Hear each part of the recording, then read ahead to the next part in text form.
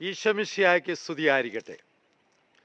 അഭ്യന്തര ഹർമ്മ്യത്തിൻ്റെ മറ്റൊരു വിചിന്തനത്തിലേക്ക് സ്വാഗതം. Cent Joseph കോൺവെന്റിൽ അമ്മ ത്രേസ്യ 4 വർഷത്തിലധികം താമസിച്ചു. അവളുടെ ആഗ്രഹം മരണം വരെ അവിടെ താമസിക്കണമെന്നായിരുന്നു. കാരണം അവൾ സ്വപ്നം കണ്ട ഒരു ജീവിതം അവിടെ സാക്ഷാത്കരിക്കപ്പെടുകയാണ്. എന്തായിരുന്നു അവളുടെ സ്വപ്നം?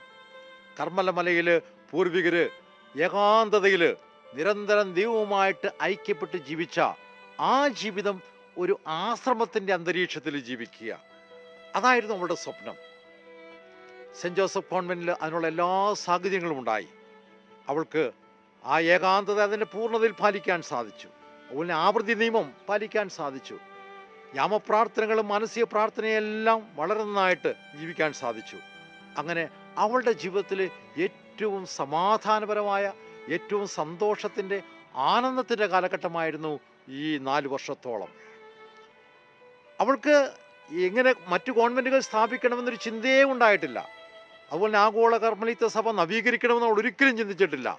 അവളുടെ ആഗ്രഹം ഇത് മാത്രമായിരുന്നു: പൂർവികർ ജീവിച്ച ആ ജീവിതം, കർമ്മലമലയിൽ അവരെങ്ങനെ ജീവിച്ചോ ആ ജീവിതം, അതായത് നിരന്തരം ദൈവവുമായി ഐക്യപ്പെട്ട് ജീവിച്ച ആ ജീവിതം അവിടെ തുടരുക, അതുമാത്രമായിരുന്നു.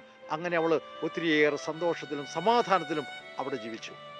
ആ കാലഘട്ടത്തിൽ യൂറോപ്പിൽ സഭ ഒത്തിരിയേറെ സഹിക്കുന്നതും സഭയ്ക്ക് ഒത്തിരിയേറെ ആക്രമണം ഉണ്ടാകുന്നതും അത് സഭ ഒത്തിരിയേറെ പ്രതിസന്ധികളിലൂടെ എല്ലാം കടന്നു പോകുന്നുവെന്നെല്ലാം അവൾ അറിയുവാനായിട്ട് ഇടയായി. അതവളെ ഒത്തിരിയേറെ വേദനിപ്പിച്ചു. അവൾ ചിന്തിച്ചു, ഞാൻ ബലഹീനയും പാപിനിയുമായിട്ടുള്ള ഒരു സ്ത്രീയാണ്. എനിക്ക് സഭയുടെ രക്ഷയ്ക്കായിട്ട് എന്ത് ചെയ്യാൻ സാധിക്കും? എനിക്കൊന്നും ചെയ്യാൻ സാധിക്കില്ല. ഈശോയ്ക്കിന്ന് ഒട്ടേറെ ശത്രുക്കളാണുള്ളത്, എന്നാൽ മിത്രങ്ങളോ വളരെ ചുരുക്കം. അതുകൊണ്ട് ഈശോയുടെ ഒരു നല്ല മിത്രമാകുക, അത് മാത്രമേ എനിക്ക് ചെയ്യാൻ സാധിക്കുകയുള്ളൂ. എങ്ങനെയാണ്? വ്രതത്രയങ്ങൾ, അനുസരണം, ദാരിദ്ര്യം, കന്യാവ്രതം എന്നീ വ്രതങ്ങൾ അതിൻ്റെ പൂർണ്ണതയിൽ പാലിച്ച് യാമപ്രാർത്ഥനയും മാനസിക പ്രാർത്ഥനയും എല്ലാം നന്നായി പ്രാർത്ഥിച്ച് ആവൃത്തി നിയമം അതിൻ്റെ ഏറ്റവും പരിപൂർണമായ രീതിയിൽ പാലിച്ച് അങ്ങനെ ഈശോയുടെ ഒരു നല്ല സുഹൃത്തായി മാറുക, അതുമാത്രമായിരുന്നു അവളുടെ ആഗ്രഹം.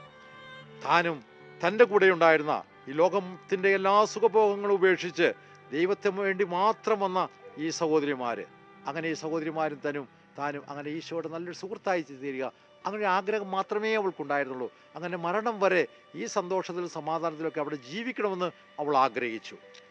ഈ കാലഘട്ടത്തിലാണ് അവൾ തൻ്റെ ആത്മകഥ പൂർത്തിയാക്കുന്നത്. ആത്മകഥയുടെ ആദ്യ ഭാഗം അവൾ ഇൻകാർണേഷൻ മഠത്തിൽ വെച്ച് എഴുതി.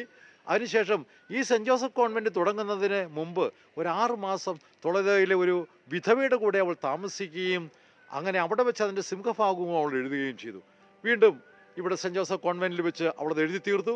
അതിനുശേഷം തൻ്റെ അടുത്ത വലിയൊരു പ്രധാനപ്പെട്ട കൃതിയായിട്ടുള്ള സുഹൃതസരണി അവൾ എഴുതി. ഇതെല്ലാം എഴുതുന്നത് അന്നത്തെ ഒരു ഡൊമിനിക്കൻ വൈദികനായിട്ടുള്ള പീറ്റർ ഇബ്നേസർ എന്ന ആ വൈദികൻ്റെ നിർദ്ദേശപ്രകാരമാണ്.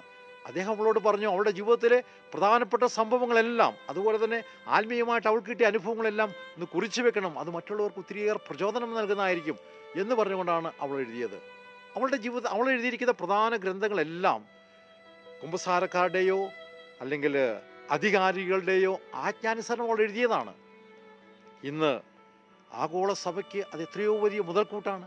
ഒത്തിരിയേറെ വിശുദ്ധർക്ക് ഈ ഇതുപോലുള്ള മൗതിക അനുഭവങ്ങളെല്ലാം ഉണ്ടായിട്ടുണ്ട്. പക്ഷേ അത് അക്ഷരങ്ങളിലേക്ക് പകർത്തുവാനായിട്ട്, പുസ്തകങ്ങളുടെ രൂപത്തിൽ രൂപപ്പെടുത്തുവാനായിട്ട് ആർക്കും സാധിച്ചിട്ടില്ല. വളരെ ചുരുക്കം പേർക്കേ സാധിച്ചുള്ളൂ. അക്കാര്യത്തിൽ അമ്മ ത്രേസ്യ ആഗോള സഭയ്ക്ക് തന്നെ ഒരു വലിയ മുതൽക്കൂട്ടാണ്. അവൾ എഴുതിയ ഈ ആത്മീയ ഗ്രന്ഥങ്ങൾ നൂറ്റാണ്ടുകളിലൂടെ കടന്നു പോകുമ്പോഴും എത്രയോ മക്കൾക്കാണ് ആത്മീയ പ്രചോദനം നൽകുന്നത്. പ്രിയപ്പെട്ട സഹോദരങ്ങളെ, നാം ജീവിക്കുന്ന ഈ കാലഘട്ടം എന്ന് പറയുന്നത് അന്ധകാരം നിറഞ്ഞൊരു കാലഘട്ടത്തിലാണ്. തിന്മ, എല്ലാത്തരം തിന്മകളും കൊടികുത്തി വാഴുന്നൊരു കാലഘട്ടത്തിലാണ്. അവിടെ നമുക്ക് കിട്ടുന്ന ഈ ചെറിയ ആത്മീയ പ്രചോദനം പോലും മറ്റുള്ളവർക്ക് പകർന്നു കൊടുക്കുക എന്ന് പറയുന്നത് നമുക്ക് ചെയ്യാൻ കഴിയുന്ന ഏറ്റവും വലിയ ഒരു കാര്യമാണ്. അതായത് ഒരു ആപ്തവാക്യമുണ്ട്, ഇരുട്ടിനെ പഴിച്ചാൽ പോരാ, ദീപം തെളിക്കണമെന്ന്. ഇരുട്ടിനെ പഴിക്കാൻ എളുപ്പമാണ്, പക്ഷേ ദീപം തെളിക്കുക എന്ന് പറയുന്നത് അത്ര എളുപ്പമല്ല.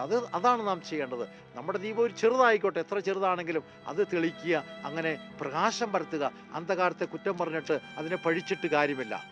നമുക്ക് കിട്ടുന്ന ചെറിയ ചെറിയ ആ പ്രചോദനങ്ങൾ, ആത്മീയ പ്രചോദനങ്ങൾ, അത് മറ്റുള്ളവർക്ക് പറഞ്ഞു കൊടുക്കുമ്പോൾ ഒരാത്മാവിനെ നമുക്ക് രക്ഷപ്പെടുത്താൻ സാധിച്ചാൽ അത് വലിയ കാര്യമാണ്. ഒരുപക്ഷെ അമ്മത്രേസ്യയെ പോലെ വലിയ ഭൗതിക അനുഭവങ്ങളും നമുക്ക് കിട്ടിയിട്ടില്ലായിരിക്കാം. വേണ്ട, നമുക്ക് ലഭിച്ചിരിക്കുന്ന ചെറിയ കാര്യങ്ങൾ മതി, ആത്മീയമായിട്ടുള്ള പ്രചോദനം മതി.